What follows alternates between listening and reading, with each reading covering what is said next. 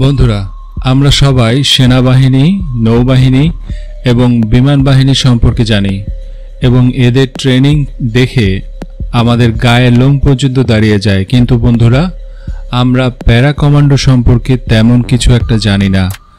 সন্ত্রাসী হামলা থেকে শুরু করে বিমান ছিনতাই এবং দেশের গুরুত্বপূর্ণ ব্যক্তিদের নিরাপত্তার ক্ষেত্রেও এই প্যারা কমান্ডো ব্যাটালিয়ন নিয়োজিত থাকে।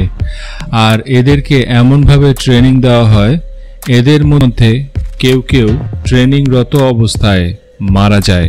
তো বন্ধুরা, আজকের ভিডিওতে আপনারা দেখতে চলেছেন আসলে প্যারা কমান্ডোদের কিভাবে ট্রেনিং দেওয়া হয়ে থাকে। জানতে হলে ভিডিওটি না টেনে শেষ পর্যন্ত দেখতে থাকুন। আর আমাদের চ্যানেলে নতুন হয়ে থাকলে চ্যানেলটি সাবস্ক্রাইব করে বেল আইকনটিতে প্রেস করে রাখুন।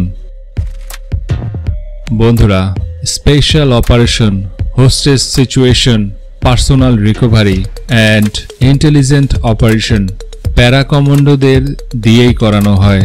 প্যারা কমান্ডোদের সাধারণত 3 থেকে 6 মাস ধরে ট্রেনিং দেওয়া হয় এবং এই ট্রেনিংয়ের পরে তারা লৌহ মানবে পরিণত হয়। এবং এই প্যারা কমান্ডো ট্রেনিং এত বেশি কঠিন হয়ে থাকে যেখানে মাত্র 30 থেকে 35% সৈনিক এই প্যারা কমান্ডো ট্রেনিং পার করে বা পাশ করে।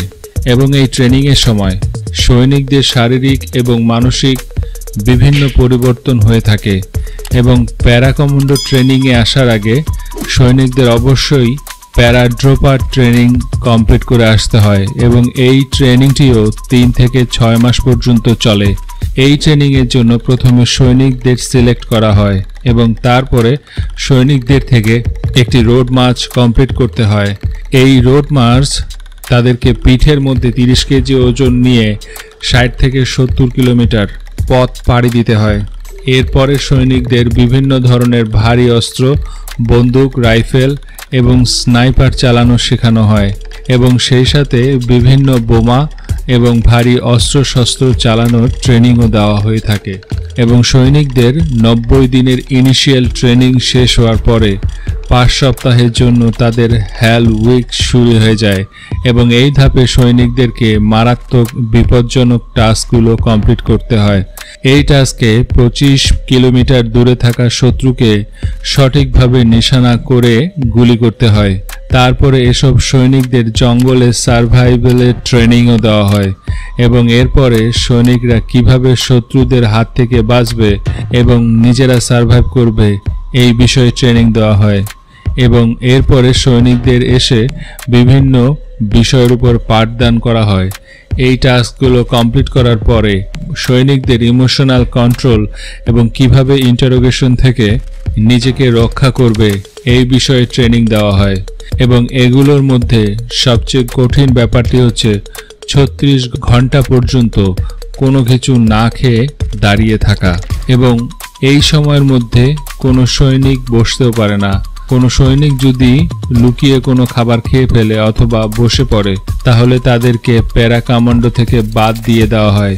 একটানা 36 ঘন্টার ট্রেনিং দেওয়ার পরে সৈনিকদেরকে এসে টানা 100 কিলোমিটার দৌড় প্রতিযোগিতা দিতে হয়, যেটা আরও অনেক বেশি কঠিন হয়ে থাকে।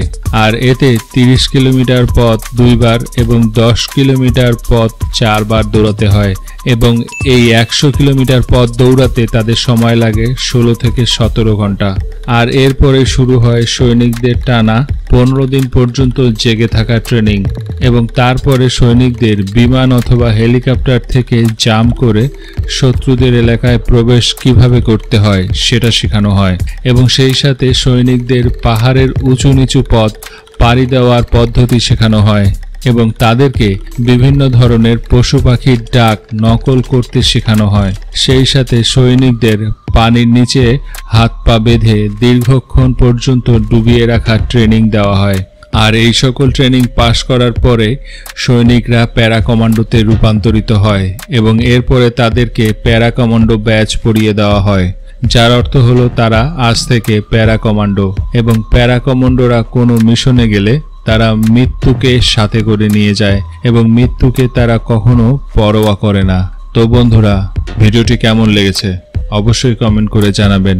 ভিডিওটি ভালো লাগলে ভিডিওটিতে একটি লাইক দিয়ে আপনার বন্ধুদের সাথে শেয়ার করে দিবেন। এখন পর্যন্ত যারা চ্যানেলটিকে সাবস্ক্রাইব করেননি এখনই সাবস্ক্রাইব করুন, পাশের বেল বাটনটিকেও প্রেস করে রাখুন। এখন স্ক্রিনে যে কয়টি ভিডিও দেখতে পাচ্ছেন তাদের মধ্যে একটিতে প্রেস করুন, ভিডিওটা দেখতে থাকুন, আমাদের সঙ্গেই থাকুন।